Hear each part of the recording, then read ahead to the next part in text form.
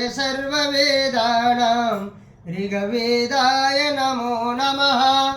वेदः शिवः शिवो वेदो वेदाध्यायी सदाशिवः।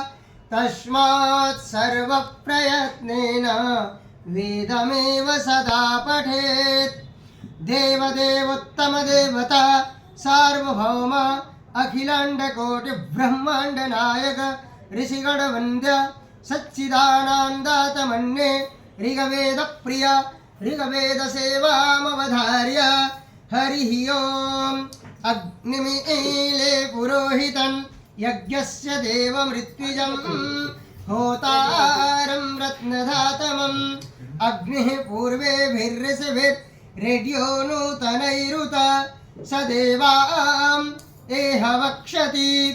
अग्निनारैमश्नवत्पोषमेव दिवे दिवे यशसं वीरवत्तमम्।